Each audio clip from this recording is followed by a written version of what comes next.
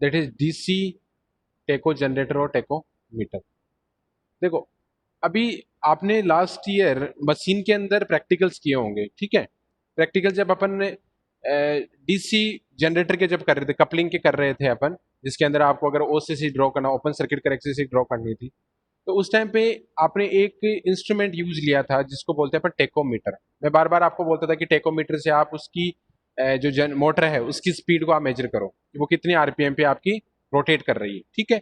तो वो तो एक सिंपल इंस्ट्रूमेंट था, क्योंकि उस टाइम आपको पता नहीं था कि टेकोमीटर है बेसिकली स्पीड मेजरमेंट के काम में आता है। लेकिन उसके पीछे का जो कॉन्सेप्ट है कि जो टेकोमीटर वो बेसिकली काम कैसे कर रहा है, या उसके अंदर ऐसी चीज क्या हो रही है कि वो स्पीड को डायरेक्टली बता रहा है, ऐसा क्या कॉन्सेप्ट है उसके अंदर, या क्या लॉजिक लगा हुआ है, वो ही जो बात कर रहे हैं वो आज अपन इस टॉपिक के अंदर करने वाले हैं। कि वो बेसिकली आपके माइंड में ये फिक्स होना चाहिए कि हम जो टेकोमीटर है उसी की आज स्टडी कर रहे हैं, कि बेसिकली टेकोमीटर है वो होती क्या चीज है, पहली चीज तो उसका क्या काम होता है वो आपको पता है कि वो स्पीड मेजरमेंट के काम आता है, ठीक है। अब वो स्पीड कैसे मेजर करेगा, उसके अंदर इंटरनली क्या प्रोसेस हो रहा है, कि वो आप उसको जैसे ही उसके उस शाफ्ट के लगाओगे और वो रोटेट होने लग जाएगा और आपको डायरेक्टली वो आरपीएम में स्पीड दे देगा। वो कैसे होता है उसके बारे में अपन बात करेंगे। तो देखो, डीसी टेको जनरेटर और टेकोमीटर एक ही चीज है, ठीक है। टेको जनरेटर इसका simply word upon electrical point of view से बोल देते हैं, और जब इसको लेबोरेटरी में अपन यूज करते हैं तो that is simply called as a tachometer, ठीक है। तो जैसे कि देखो वर्ड है जनरेटर, तो जनरेटर वर्ड आते ही आपको ये चीज कंफर्म हो जानी चाहिए कि जनरेटर के अंदर क्या होगा, आपका जो इनपुट होगा that should be your mechanical input, और आउटपुट क्या होगी आपकी इलेक्ट्रिकल एनर्जी। तो उसी के बारे में अपन स्टडी करते हैं। तो जो डीसी टेको जनरेटर है is a type of electrical types tacho generator which can also be use for speed measurement.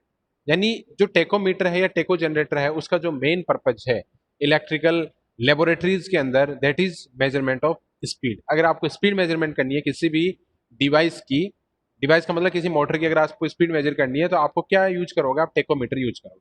अब कैसे काम करता है उसकी अपन बात करते हैं। तो देखो, अगर आप टेकोमीटर को खोल के देखोगे, टेकोमीटर आपको देखा होगा यहाँ पे अपने जो लेबोरेटरी में अवेलेबल है वो येलो कलर का, थोड़ा सा येलो और ब्लैक कलर का है। तो जब आप उसको ओपन करके देखोगे तो जो इंटरनल स्ट्रक्चर देखेगी वो कुछ इस टाइप से उसकी इंटरनल स्ट्रक्चर आपको शो होगी, ठीक है। जिसके अंदर क्या क्या है, ये आपका एक मैग्नेट है जिसमें एन पोल है, एक दूसरा मैग्नेट है जिसमें एस पोल है। एन और एस पोल आपके दो प्रेजेंट है। अब देखो, मैंने लास्ट ईयर आपको बताया था कि आपके जो मैग्नेट्स हैं वो टू टाइप की होती है, एक होती है परमानेंट मैग्नेट होती है, एक आपकी इलेक्ट्रोमैग्नेट होती है। परमानेंट मैग्नेट वो मैग्नेट होगी जो बाई नेचर हमें अवेलेबल है और जिसका जो फ्लक्स है दैट इज ऑलवेज कांस्टेंट, उसका फ्लक्स कभी भी चेंज नहीं होगा। बट जैसे टाइम अगर चेंजेस होंगे तो स्लाइटली उसमें चेंजेस आ सकते हैं, क्योंकि नेचर है, नेचुरली कोई चीज अपने को मिली हुई है तो ऑब्वियसली है कि टाइम टू टाइम उसकी जो स्ट्रेंथ होगी वो डीके होगी। दूसरी चीज है जो इलेक्ट्रोमैग्नेट है।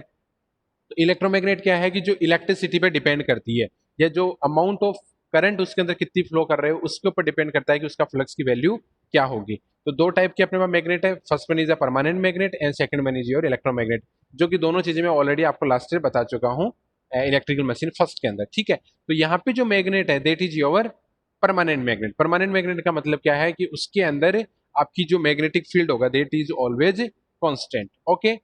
दूसरी चीज है ये है आपका आर्मेचर, नोमेनक्लेचर यहाँ पे दिया हुआ है, this is your armature, okay.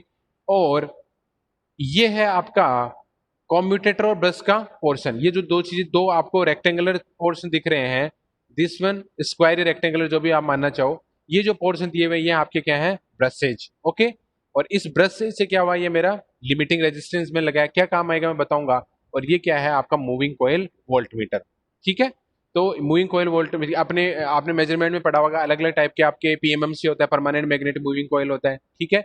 एक आपका एमआई टाइप के इंस्ट्रूमेंट्स होते हैं, ठीक है। तो अलग अलग टाइप के आपके इंडक्शन टाइप के इंस्ट्रूमेंट्स होते हैं। तो यहाँ पे जो ये voltmeter that is your permanent magnet moving coil, यानी पीएमएमसी टाइप का आपका वोल्टमीटर ये प्रेजेंट है, ठीक है। ये आपका कम्यूटेटर है, आपको यहाँ पे शो कर रखा है, और ये आपके ब्रशेज हैं, और ये आपका करंट लिमिटिंग रेजिस्टेंस, और this is your PMMC voltmeter.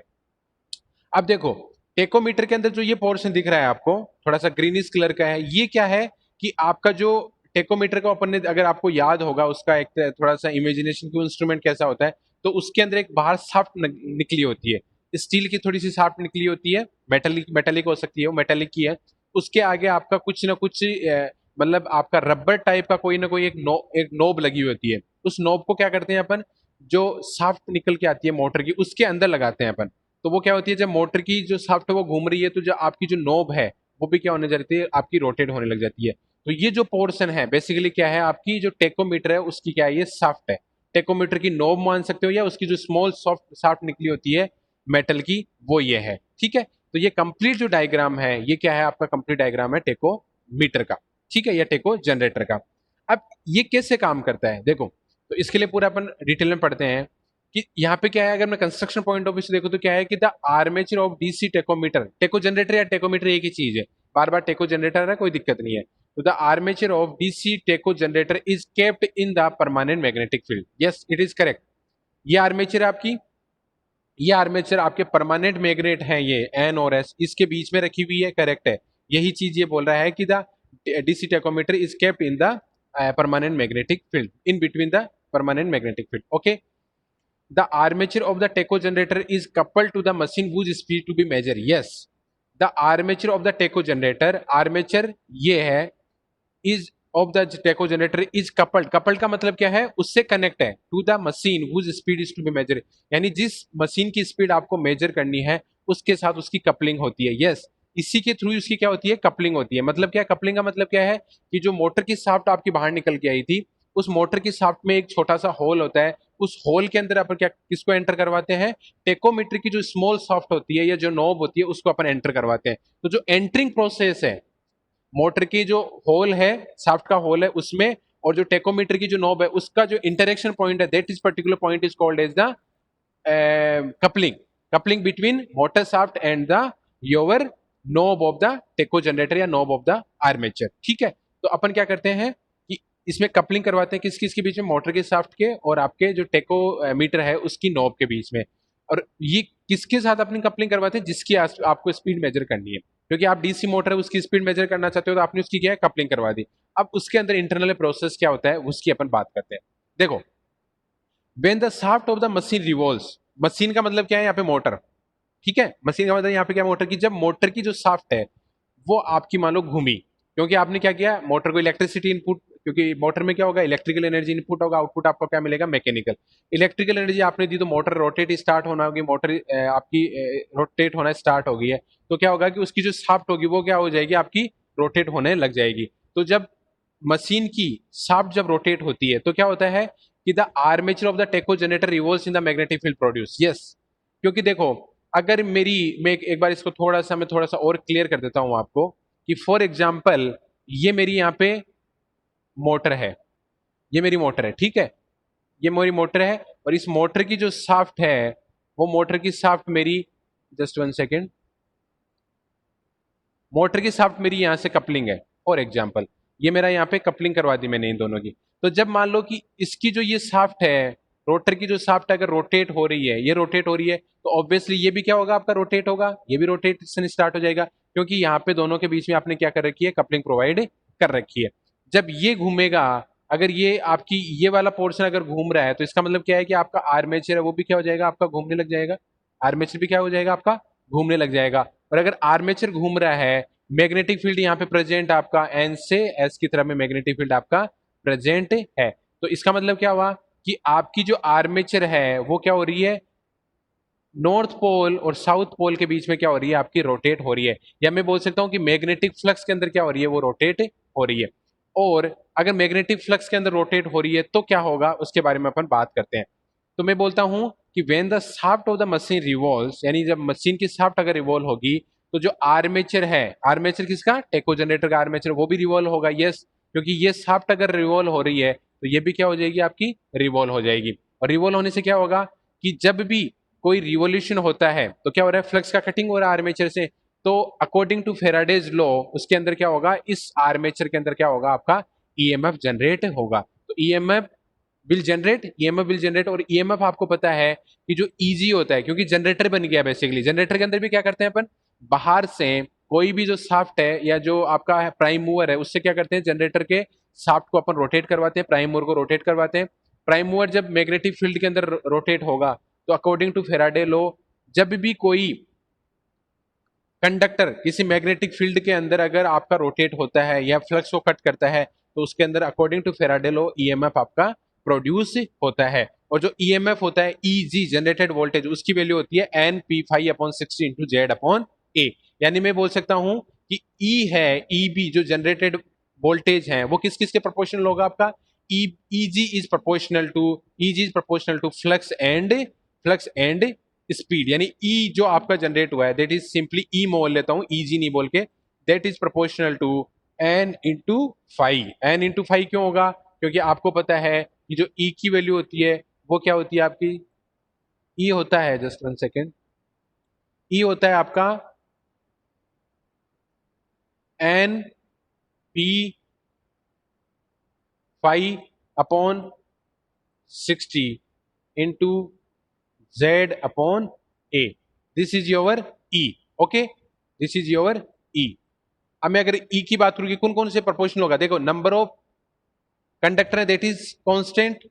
अगर आपकी लेफ्ट वाइंडिंग है तो A is number of parallel path equal to always P, अगर लेफ्ट वाइंडिंग है। और अगर वेव वाइंडिंग है तो ए की वैल्यू किसके बराबर हो जाएगी आपकी 2 के बराबर हो जाएगी। इसका मतलब दिस इज ऑल्सो कांस्टेंट। 60 आपका कांस्टेंट है ही है। नंबर ऑफ पोल भी कांस्टेंट होंगे क्योंकि अगर आपने मशीन डिजाइन कर दी कि 4 पोल की है तो 4 पोल की ही रहेगी। यानी अल्टीमेटली जो ई है किस किस के प्रोपोर्शनल होगा आपका, E is proportional to N और 5। ठीक है, लेकिन आपको पता है कि यहां पे आपका जो फील्ड है that is permanent field, that is permanent field. यानी जो ई की वैल्यू आई थी कि E is proportional to N into five, E is proportional to N into five है, तो इसका मतलब ये हो गया कि आपका फ्लक्स कांस्टेंट है। तो मैं डायरेक्टली बोल सकता हूं फाइनली कि E is proportional to E is proportional to E is proportional to N because phi is your constant. This is also constant because permanent magnet we are using. तो E finally किस किस के आपके only किसके proportion हो गया, N के proportion हो गया। मतलब स्पीड अगर चेंज होगी तो आपका E भी चेंज होगा। ठीक है, तो the EMF generate is proportional to the speed directly. अब देखो अगर मान लो ये जो मशीन थी यहां पे, अगर ये आपकी यहां पे मोटर थी, इस मोटर की जस्ट वन सेकेंड, अगर ये आपकी मोटर है और इसकी अगर ये शाफ्ट बाहर निकली हुई है, अगर ये शाफ्ट बाहर निकली और यहाँ पे मैंने कपलिंग प्रोवाइड कर दी है, अगर इस शाफ्ट की स्पीड अगर ज्यादा होगी, क्योंकि देखो अभी मैंने बताया कि E is proportional to N, यानी आपका जो इंड्यूस ईएमएफ होगा वो डिपेंड करेगा आपके स्पीड पे। मतलब स्पीड अगर ज्यादा होगी तो ईएमएफ इंड्यूस भी ज्यादा होगा, स्पीड कम होगी तो आपका ईएमएफ इंड्यूस भी कम होगा। अगर इस शाफ्ट की स्पीड अगर ज्यादा है, इस शाफ्ट की स्पीड ज्यादा है तो ऑब्वियसली इसकी भी ज्यादा होगी, और इसकी ज्यादा होगी तो इसकी भी ज्यादा होगी, और अगर इसकी ज्यादा होगी तो जो आपकी ई की वैल्यू है वो भी क्या होगी आपकी ज्यादा होगी। अगर इसकी स्पीड कम है, किसकी स्पीड अगर कम है, इसकी स्पीड अगर कम है तो इसकी स्पीड भी क्या होगी आपकी कम होगी, और इसकी स्पीड भी कम होगी। और अगर इसकी स्पीड कम है मतलब एन की वैल्यू अगर कम है तो आपका ई भी क्या होगा आपका कम होगा, ई भी क्या होगा आपका कम होगा। तो इसलिए ये बोला जा रहा है कि the EMF generate is proportional to the speed directly. ठीक है, अब देखो अब जो ईएमएफ जो इंड्यूस्ड हुआ है, देखो ईएमएफ यहाँ पे इंड्यूस हो गया है क्योंकि ये आर्मेचर, आपको पता है कि जनरेटर का वर्किंग प्रिंसिपल में लास्ट से बताया था। उसके अंदर क्या करते हैं अपन, कम्यूटेटर सेगमेंट होते हैं, ब्रश सेगमेंट होते हैं। अपने को जो इंटरनली आर्मेचर के अंदर जो वोल्टेज मिलता है that is in the nature of AC alternating होता है, लेकिन जो कम्यूटेटर एंड ब्रशेज हैं वो क्या करते हैं, आपको उसको एसी को डीसी में कन्वर्ट करते हैं। तो जो ये मेजरमेंट है कि आपका ईएमएफ वोल्टेज कितना जनरेट हुआ है वो मेजर किया जाता है आपका मूविंग कोयल वोल्टमीटर से या पीएमएमसी टाइप से। ठीक है, तो the EMF induce in the measured using PMMC voltmeter with uniform scale calibrated in the speed directly. Calibration होता है इसके अंदर, ये ध्यान रखने की चीज है कि यहाँ पे जो वोल्टेज आएगा वो कैलिब्रेशन होगा इन टर्म्स ऑफ स्पीड। यानी एक्चुअली मेजर तो यहाँ पे स्पीड हो रही है लेकिन उसका कैलिब्रेशन किस में कर दिया आपने, वोल्टेज की फॉर्मेट है, या जो वोल्टेज है उसका आपने कैलिब्रेशन कर दिया इन टर्म्स ऑफ स्पीड। ठीक है, तो इस तरीके से अपन क्या करते हैं कि इस जो आपका स्केल है उसको अपन ने क्या कर दिया, कैलिब्रेटेड कर दिया। यानी देखो टेकोमीटर के अंदर जब मैं शाफ्ट को, यानी उसकी जो नॉब है, टेकोमीटर की नॉब को अगर मोटर की शाफ्ट पे लगाऊंगा तो मोटर जब मेरी घूमेगी, मोटर जब घूमेगी तो क्या हो जाएगा, मेरा जो नॉब है वो भी घूमेगी, उसके अंदर आर्मेचर भी घूमेगा, आर्मेचर घूमेगा, तो उसके अंदर ईएमएफ प्रोड्यूस होगा, लेकिन जो उसकी स्केल है वो वोल्टेज के अंदर नहीं दिखा के उसको अपन ने दिखा दिया है आरपीएम के ऊपर। इसका मतलब क्या हुआ कि कैलिब्रेशन का मतलब ये है कि फॉर एग्जाम्पल कैलिब्रेशन का मतलब ये है कि इतने वोल्टेज जनरेट होने पर इतनी स्पीड होगी, या मैं बोल सकता हूं कि अगर इतनी स्पीड से अगर आपकी शाफ्ट घूम रही है तो इतना वोल्टेज जनरेट होगा, तो उसके करस्पॉन्डिंग मेरी क्या हो जाएगी, कैलिब्रेशन हो जाएगी। ठीक है, कैलिब्रेशन उसके अकॉर्डिंग हो जाएगी कि अगर इतनी वोल्टेज जनरेट होगा तो मेरी इतनी स्पीड पे ये घूम रहा है, वो कैलिब्रेशन हो जाएगा आपका मीटर का, या जो पीएमएमसी टाइप है उसका हो जाएगा। ठीक है, अब देखो यहाँ पे जो कॉम्यूटेटर है वो क्या कर रहा है, करंट को कलेक्ट कर रहा है, और जो ब्रशेज हैं वो क्या कर रहे हैं, एसी को डीसी में कन्वर्ट कर रहे हैं। ये हैं ब्रशेज, ये आपको एसी को डीसी में इसमें कन्वर्ट कर रहे हैं। और जो एक लिमिटिंग करंट लिमिटिंग रेजिस्टेंस है, ये क्या काम आ रहा है, ये काम आ रहा है आपकी जो करंट है उसको लिमिट करने के लिए। सिंपली यही यूटिलाइजेशन है इसका, और कोई भी यूटिलाइजेशन नहीं है। मतलब करंट को लिमिट करने के लिए जो रेजिस्टेंस यूज किया जा रहा है that is simply called as the current limiting resistance. ठीक है, और the polarity of the output voltage indicate the direction of rotation. अगर मान लो कि ऊपर का टर्मिनल, यानी मैं ये बोलता हूं कि अगर ये वोल्ट मीटर है, अगर इसके ऊपर इसमें अगर ये प्लस है और दिस इज माइनस, तो इसकी मूवमेंट ऑफ डायरेक्शन सपोज करो ये होगी। फॉर एग्जाम्पल अगर यहां पे आ रहा है, अगर मान लो कि ये अगर प्लस हो जाता है और दिस इज माइनस अगर हो जाता है, तो इसकी मतलब क्या है कि इसका जो रोटेशन ऑफ डायरेक्शन है that is opposite to original direction या प्रीवियस डायरेक्शन। यानी अगर प्लस माइनस ये है आपका, तो जो डायरेक्शन ऑफ रोटेशन है वो क्या होगी आपकी, ये होगी। और अगर ये प्लस और माइनस अगर ये है, तो आपकी जो डायरेक्शन ऑफ रोटेशन वो क्या होगी, अपोजिट होगी। यानी मैं ये बोल सकता हूं कि डायरेक्शन ऑफ रोटेशन आपके डिपेंड करता है polarity of output voltage. Okay, तो ये आपका कंप्लीट क्या है, टेको जनरेटर या टेको मीटर। ठीक है, तो जो आपने लेबोरेटरी में पिछली बार मोटर्स को मोटर की स्पीड मेजरमेंट के लिए जो टेकोमीटर यूज किया था, उसका जो वर्किंग प्रिंसिपल है कि वो कैसे एक्चुअली वर्क कर रहा है, उसकी मैंने डिटेल आपको बता दी है। इसको मैं अगर सिंप्लीफाई तरीके से या बहुत शॉर्ट तरीके से अगर इसको रिवाइज कराऊं, तो देखो टेको जनरेटर के अंदर कुछ नहीं होता है, परमानेंट मैग्नेट होती है, एक आर्मेचर होता है, कॉम्यूटेटर होता है, ब्रशेज होते हैं, करंट लिमिटिंग रेजिस्टेंस होता है jet is use for limiting the current, and PMMC type का आपका वोल्ट मीटर होता है। ये आपकी जो टेकोमीटर होती है उसकी शाफ्ट होती है या उसकी नोब होती है। यहाँ पे कोई एक मशीन होगी, यहाँ पे कोई मशीन होगी, उस मशीन में या मोटर होगी, उसकी कोई शाफ्ट होगी, उस शाफ्ट से अपन क्या करवाते हैं, इसको कपलिंग करवाते हैं। अगर शाफ्ट घूमेगी तो इसकी नोब भी घूमेगी, आर्मेचर भी घूमेगी, और आर्मेचर अगर घूम रही है, परमानेंट मैग्नेट अगर प्रेजेंट है, मतलब मैग्नेटिक फील्ड प्रेजेंट है, अकॉर्डिंग टू फेराडे लॉ अगर कोई भी कंडक्टर मैग्नेटिक फील्ड के अंदर अगर रोटेट करता है तो उसके अंदर ईएमएफ इंड्यूज होता है। और अगर ईएमएफ इंड्यूज होगा तो उसमें करंट आएगी, और करंट कॉम्यूटेटर और ब्रशेज के थ्रू एसी टू डीसी में कन्वर्ट हो जाएगी। ठीक है, एसी टू डीसी में कन्वर्ट हो जाएगी, और ये वोल्ट मीटर है, ये सिंपली वोल्टेज को मेजर करेगा। लेकिन यहाँ पे इस जो वोल्ट मीटर है उसका अपन कैलिब्रेशन कर देते हैं इन टर्म्स ऑफ स्पीड, यानी इस पर्टिकुलर वोल्टेज के ऊपर आपकी ये स्पीड है, इस पर्टिकुलर वोल्टेज पे स्पीड ये है, तो यहाँ पे जो आउटपुट आएगा दैट इज योर स्पीड, न कि वोल्टेज। एक्चुअली वोल्टेज तो यहाँ पे मिलना है, वोल्टेज ही मिलेगा, लेकिन इसका जो कैलिब्रेशन है वो अपने स्पीड में कर दिया है कि इतने वोल्टेज पे ये स्पीड मिलेगी, कैलिब्रेशन कर दिया, कोई दिक्कत नहीं है। तो आपकी डायरेक्टली क्या बता देगा, स्पीड को बता देगा। तो इंटरनली टेकोमीटर के अंदर ये एंटायर प्रोसेस होता है। ठीक है, होपफुली आपको समझ में आया होगा। फिर भी अगर कोई डाउट है तो आप मेरे को पूछ सकते हो।